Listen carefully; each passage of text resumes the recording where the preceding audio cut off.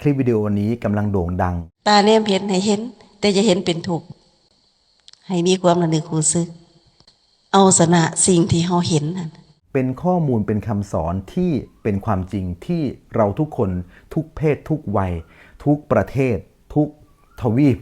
สามารถนำไปปรับใช้ได้เพราะมันคือความจริงของชีวิตเอาออกแน่ว่ามันหลายแหละมันเกินแหละค้นออกแน่อย่าเอาเขามาอย่าเอาเขามาป้าไว้นอกกันทิ้งไว้นอกวางไว้นอกกันบอกใจเจ้าของสอนใจเจ้าของหูไว้เด้อเรื่องทุกข์ยาวเขามาเรื่องสุขก็ยาวเขามาเฮาเอาสุขทางในพี่เอาสุขทางในเอาสุขเกิดขึ้นตามธรรมศาสตร์เฮาพี่สุขพอมีธรรมศาสตร์สวยสุขตัวนี้สุขจีรังยั่งยืนสุขพอหูสุขพอเข้าใจสุขพอแก้ไขสุขพอปล่อยวางได้ตัวนี้สุขเย็นสุขบ่เสื่อมบ่สลายบอกใจเจ้าของแนวนี้ท่านได้ถ่ายทอดข้อมูลได้ถ่ายทอดความรู้ได้ถ่ายทอดสัจจะความจริงที่เป็นคำสอนที่ละเอียดลึกซึ้งที่มนุษย์ทุกคนต้องรู้ต้องฟังแล้วทุกคนเนี่ยจะมีความสุขแบบที่เป็นมนุษย์ธรรมดานี่แหละครับหูเด้อเข้าใจเด้อเห็นนำกันเด้อผู้เฝ้ายามประตูใจเอาใจใส่เด้ออย่าฮุบเอาเรื่องนี้เขามาอย่าฮุบเอาเรื่องนั้นเขามาอย่าเอาเขามาเอามากองไว้แล้วก็ถูกน้ำกันเอาเขามาก็ถูกน้ำกันบอกจังสิบอกใจเจ้าของอย่าเห็นเป็นเรื่องเป็นราวอย่าไปหมักเขาอย่าไปหักเขาอย่าเกิดอารมณ์อย่าเกิดความยินดีพอใจเฮาต้องบอกกายเฮาแบบนี้อย่าหักเพราะเฮาพอใจอย่าเบื่อหน่ายที่เฮาบ่พอใจเฮาต้องได้บอกกายเฮาได้สั่งสอนกายเฮาเป็นบุญเป็นความโชคดีของพวกเราทุกคนเหลือเกินเราจะอยู่ร่วมกันในโลกใบนี้อย่างสงบสุขและมีความสุขกับการใช้ชีวิตโดยที่ไม่ต้องออกบวชแต่ธรรมศาสตร์ไม่ผ่าน5 ข้ออย่าดงในกายอย่าดงในกายอย่ายินดีพอใจในกายอย่าเสื่อว่ากายจีรังยั่งยืนอย่าสำคัญหมันหมายในกายในการสัมผัสในความหักดึงดูดเหม็นก็เห็นเพียงแต่เหม็นหอมก็เห็นเพียงแต่หอมอย่าไปยินดีอย่าไปพอใจอย่าไปคิดว่าพอดีคันมันเหม็นคันมันหอมก็อย่าคิดว่าดีมันเป็นเรื่องเหม็นเรื่องหอมสวัสดีครับและขอสบายดีพี่น้องทายาททางสปป.ลาวทุกคนเลยนะครับรวมถึงสวัสดีทักทายกับผู้ติดตามหนึ่งบดินทร์อริยพัฒน์จากหลายๆประเทศทั่วโลกเลยนะครับวันนี้หนึ่งบดินทร์อริยพัฒน์มีคลิปวิดีโอมีข้อมูลดีๆด้วยการทำความเข้าใจกับสัจจะความจริงหรือหลักธรรมคำสอนของพระพุทธองค์ที่ท่านเมตตาได้ทำเป็นสัจจะความจริงไว้ให้เราทุกคนได้ศึกษาได้เรียนรู้และปฏิบัติตามโดยเฉพาะอย่างยิ่งในยุคปัจจุบันนี้มีผู้รู้ก็คือแม่ทองแก้วชุมพลภักดีนะครับหรือถ้าลึกไปกว่านั้นหลายๆคนอาจจะยังไม่ค่อยคุ้นชินหรืออาจจะไม่ค่อยได้เข้าใจเท่าไหร่นักซึ่งก็จะอยากให้ทุกคนติดตามหนึ่งบดินทร์อริยพัฒน์ไปเรื่อยๆแล้วทุกคนจะเข้าใจมากขึ้นก็คือวันนี้เราได้มีโอกาสได้ฟังธรรมที่ละเอียดลึกซึ้งจากพระธรรมชาติรู้ซึ่งอยากให้ทุกคนตั้งใจฟังคำนี้ดีๆและทุกคนจะได้ฟังธรรมที่ละเอียดลึกซึ้งและปรับใช้กับชีวิตประจำวันได้จริงไม่ว่าจะเป็นเรื่องอะไรก็ตามในสากลโลกนี้ที่เรียกว่าเป็นสัจจะความจริงของชีวิตเนี่ยมันคือความจริงที่เราต้องใช้ชีวิตไม่ใช่นักบวชหรือเป็นบุคคลที่ต้องออกตัดจากทางโลกไปก็สามารถปฏิบัติตามและเรียนรู้ศึกษาทำความเข้าใจพัฒนาตนเองจนกระทั่งเราเป็นผู้ที่เข้าใจความจริงของชีวิตได้อย่างถ่องแท้ไม่ผิดเพี้ยนจากหลักพระพุทธศาสนาใดๆและลึกซึ้งเพิ่มเติมด้วยเหมือนกับที่ผมอยากให้ทุกคนได้ฟังคลิปวิดีโอนี้และทุกคนจะได้คำตอบและไม่ใช่เรื่องยากเกินไปที่เราทุกคนจะเข้าใจนำมาสู่การปฏิบัติได้อย่างถูกต้องพ้นจากทุกข์ทั้งปวงได้ซึ่งเราเริ่มต้นจากการค้นหาตัวเองเข้าใจตัวเองแล้วก็ค่อยขยายออกไปเข้าใจผู้อื่นเราจะอยู่ร่วมกันในโลกใบนี้อย่างสงบสุขแล้วทุกคนเนี่ยจะมีความสุขแบบที่เป็นมนุษย์ธรรมดานี่แหละครับและคลิปวิดีโอนี้กำลังโด่งดังเป็นข้อมูลเป็นคำสอนที่เป็นความจริงที่เราทุกคนทุกเพศทุกวัยทุกประเทศทุกทวีปสามารถนำไปปรับใช้ได้เพราะมันคือความจริงของชีวิตอยากให้ทุกคนได้ฟังแล้วถ้าใครฟังแล้ว คิดเห็นอย่างไรรู้สึกอย่างไรอยากจะบอกความรู้สึกอยากจะสอบถามอะไรสามารถพิมพ์คอมเมนต์ไว้ใต้คลิปวิดีโอนี้ได้เลยเดี๋ยว1 บดินทร์ อรยพัฒน์และทีมงานจะมาอ่านมาตอบคำถามทุกคำถามเราไปฟังคลิปนี้เพื่อเป็นมงคลชีวิตไปพร้อมๆกันครับสาธุครับรักษาเอาเด้อตาเห็นให้เพียงแต่เห็นแต่จะเห็นเป็นถูกตาแนมเห็นให้เห็นแต่จะเห็นเป็นถูกให้มีความระลึกรู้สึกเอาชนะสิ่งที่เฮาเห็นนั่นเห็นมันเป็นจังไดควรเอามาพิจารณากับพิจารณาอย่าให้เป็นสุขเป็นทุกข์ตามตาแนมเห็นให้บอกเจ้าของมาเห็นซื่อๆตีมันอย่าเห็นเป็นเรื่องเป็นราวอย่าไปหมักเขาอย่าไปหักเขาอย่าไปยินดีกับเขาอย่าไปพอใจกับเขานี่คือเห็นเป็นเนาะเรื่องเห็นตาแนมเห็นนะอันนี้มีคำอธิบายเนาะอันนี้แหละธรรมศาสตร์หูสอนหูได้ยินเสียงบอกเจ้าของอีกอย่าไปคิดว่าเสียงบ่ดีอย่าไปคิดว่าเขาบ่ดีมันเป็นเรื่องของเขามันเป็นธรรมศาสตร์เขามีเรื่องแบบนี้เขาก็บอกแบบนี้อย่าไปถือสาเขาอย่าไปเอาเขามาให้เมตตาเขาให้สงสารเขายังบ่หูบ่แจ้งในเรื่องนี้ปิดประตูหูได้ดีบ่มีปัญหา2 ปองนี่จบไปปองที่ 3จมูกลังหูกินเหม็นก็เป็นธรรมศาสตร์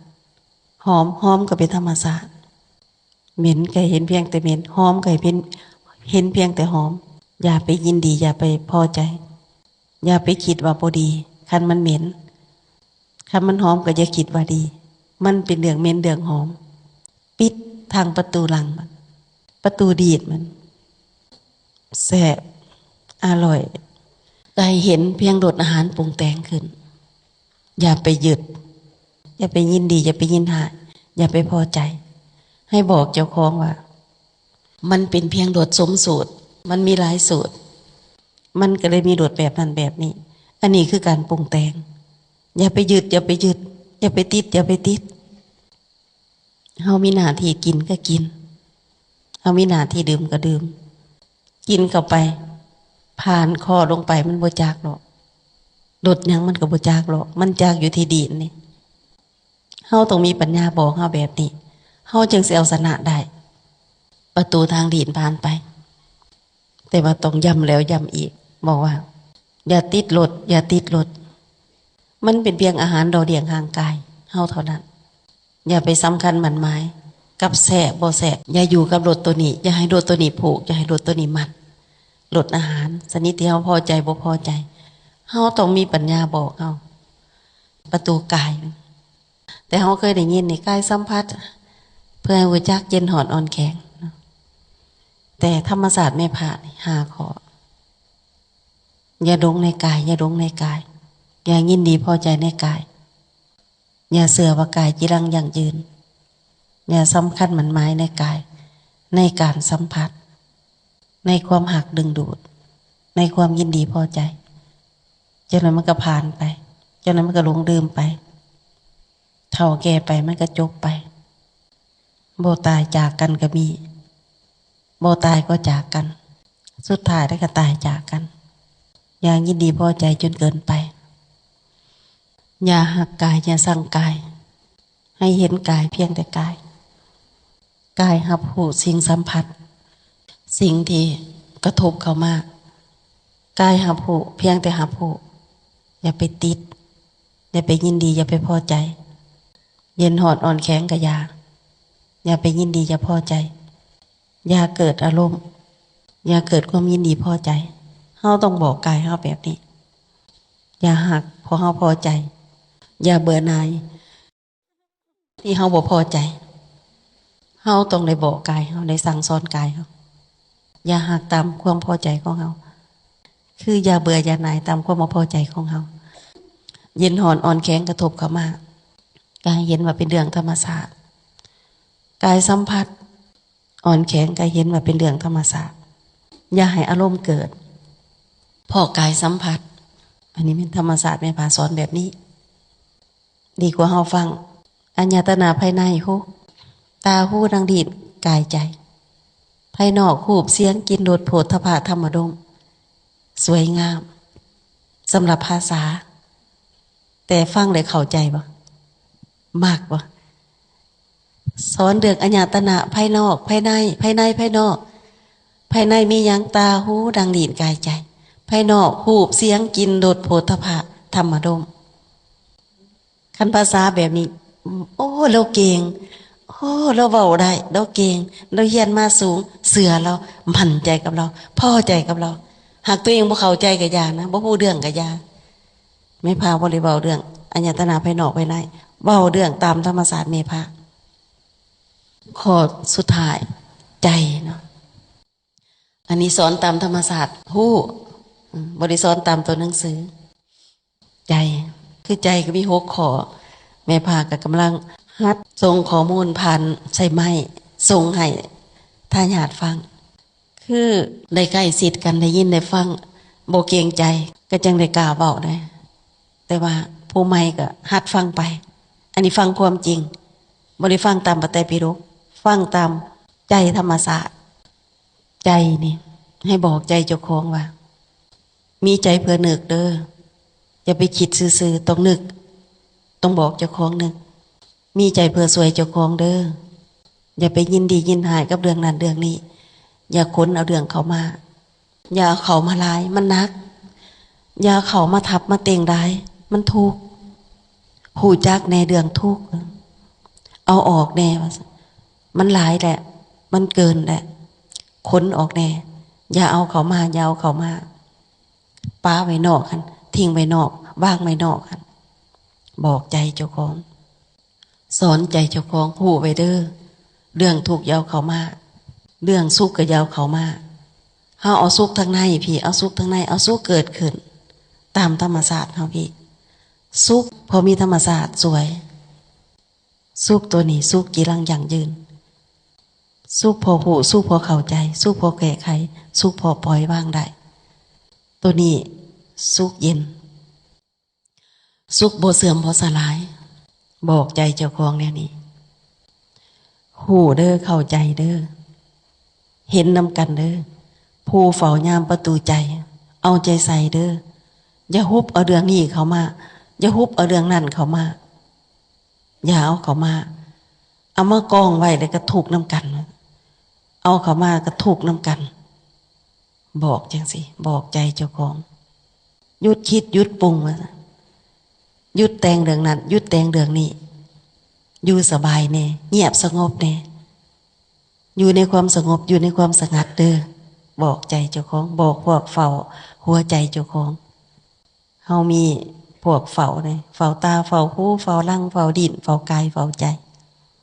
จบเลยอันนี้แหละพระเมตตาสอน